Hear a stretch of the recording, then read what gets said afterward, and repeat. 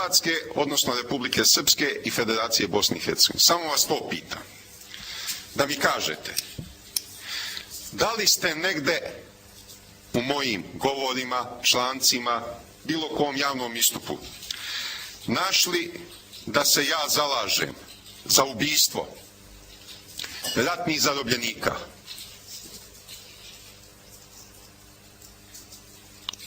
No, killing prisoners of war, you don't advocate that. Niste se zalagali za ubijanje ratnih zarobljenika. Da li sam se negde u mojim govorima zalagao za ubijanje civila?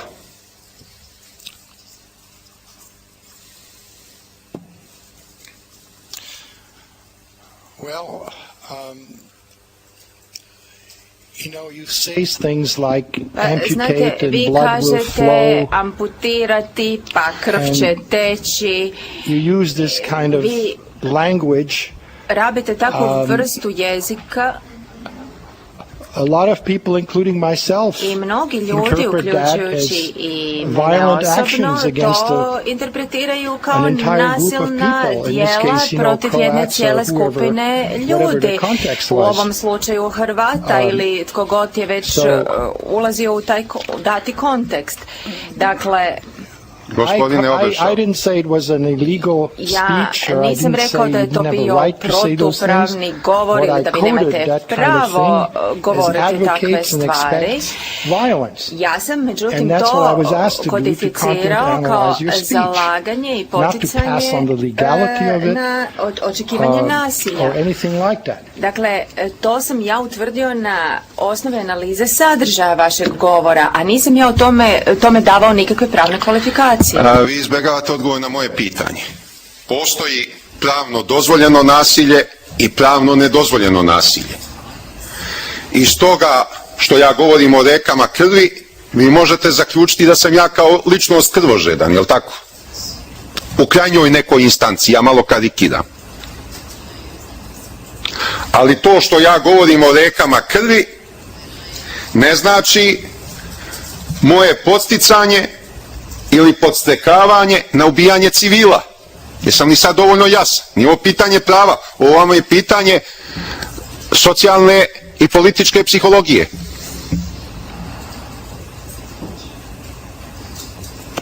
Well, when you say rivers of blood will flow, kada vi kažete teći će rijeke krvi, ja to ne interpretiram kao klanje svinja i ovaca, nego to interpretiram kao nešto što se odnosi na ljudska bića. Dakle, to je moja interpretacija. Vi pritom ne govorite o životinjama koje će se zaklati i onda pojesti. Gospodine Obešal, vi ne poznajete srpsku književnost i srpski junački ep, koji je prepun izraza o rekama krvi, o krvoproliću. Ali reč je o ratnom krvoproliću. Dve vojske se sukobe na bojnom polju i teku reke krvi. Imamo celi ciklus kosovskih narodnih pesama gde se govori o tim rekama krvi. Jedno je govoriti o rekama krvi, a drugo je reći ubijajte hrvatske ili muslimanske civile. Jesam sad bio dovoljno jasan? Teče reke nečije krvi. Čije krvi? Vojnika na bojnom polju. Jel' tako?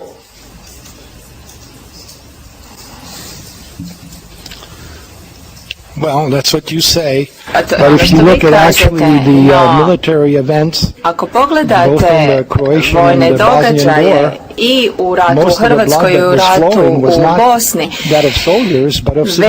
velikom većinom krv nije tekla na strani vojnika, nego na strani civila. A da li se slažete da je krv tekla na strani civila na obe strane?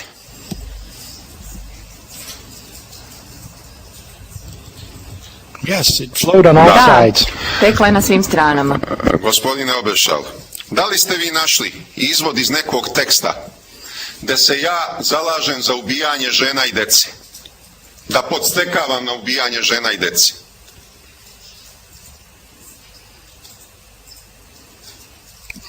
No, you didn't say it in so many words.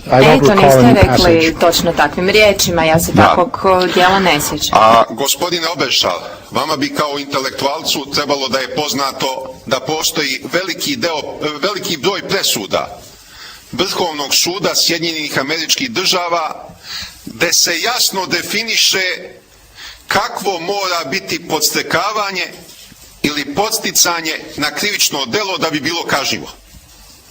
Da podstekavanje mora biti direktno i neposredno. Da li vam je to poznato? I've already said to you and the court that I'm not a legal expert. If you want to have testimony about the constitutional history of how these legal terms are defined in the case law, you should get definiraju ti pravni termini u sudskoj praksi, onda ovamo morate dovesti pravnika koji će o tome svjedočiti, jer to je njegova ekspertiza, ne moja. Dobro, gospodine Obešal.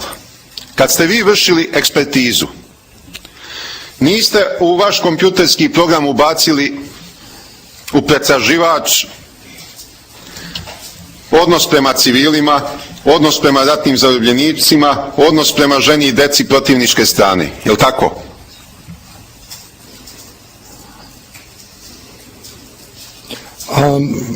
No, all we did sve što smo search engine was učinili, odnosno stavili u pretraživač, bile su riječi Srbin, Hrvat, musliman, Albanac, naravno na odgovarajućim jezicima.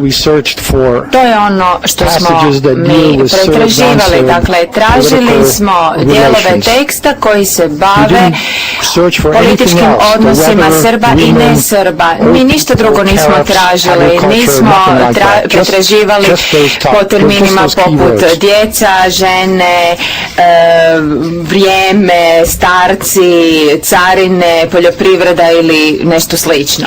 Mi smo tražili po ovim ključnim riječima. Vrlo dobro, gospodine Obešal.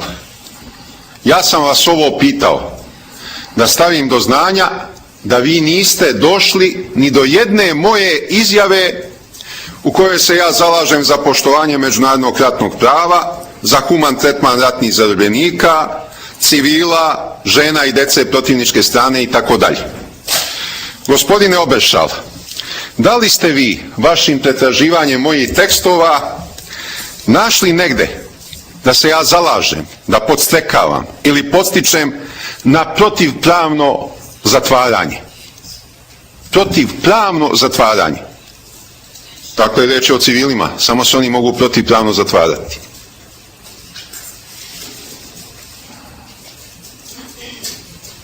You mean taking hostages? Mislite uzimanje talaca? I uzimanje talaca i protivpravno hapšenje, bilo koji način. Bilo koji način da se grupa civila negde zatvori. Protivpravno, znači bez sudske odluke.